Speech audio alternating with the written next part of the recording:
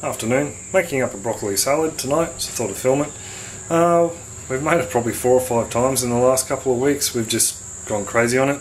Kids are loving the raw broccoli. They keep fighting us for the leftovers, so Bianca and I haven't had it for lunch. The recipe is actually, or the recipe, ingredients, quantities is going to be on our blog, bits around the house. I'll put a link in the description down below. So it's a pretty nice salad, very moorish like I said, so let's get into it. We've got a small head of broccoli, smallish head of broccoli, not our store-bought unfortunately. The stem's also been diced up finely, because you can eat the stem and leaves of broccoli, you can eat the whole lot. So that's the first thing to go in. So that's one small head of broccoli. In here I have a small wedge of purple cabbage.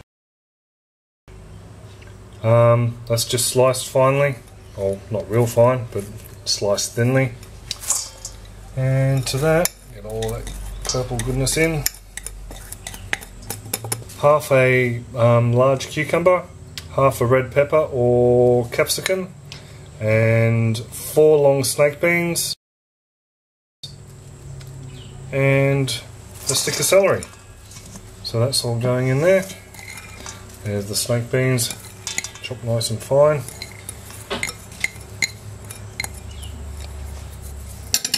And then, as well as that, I am adding, what's that? Probably a smallish handful of parsley.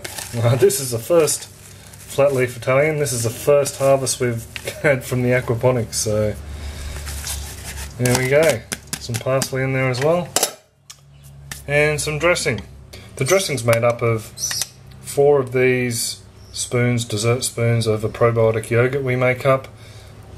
3 of a soy mayonnaise we buy, little guilty pleasure, and about 3/4 of a teaspoon of the seeded mustard you can see in there, and 3/4 of a teaspoon of Dijon mustard.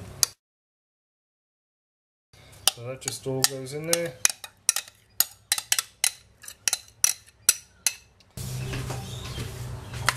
And we give it a bit of a stir around. I would use my fingers, but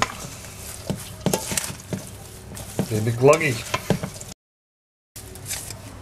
Rightio, and on top of that, I'm going to add, normally I would add about half a cup, but I got a little bit excited with macadamias. These are toasted macadamias. There's probably over, close to 3/4 of a cup of macadamias that I've toasted, and then basically crushed with a plate, like this. Just thought I'd show you my method of crushing the macadamia nuts. It's pretty basic. These nuts have been toasted for a little while, and yeah, it's basically just put a plate over the top and press. They come out nice and cracked and crushed. So not totally crushed. I like a bit of chunk to them. So yeah, it just saves you, rather than having a mortar and pestle or anything like that, just a nice easy way to do it. So they'll now just get sprinkled on top, and just mix them through as well. Forgot to add them before. I forgot the maca nuts, and I also forgot something else. Pumpkin pepitas. We had 1 pepita pumpkin that we were able to harvest, but the seeds are still drying, so all I've got here is a couple of dessert spoons of pumpkin pepitas, or pumpkin seeds, whole pumpkin seeds.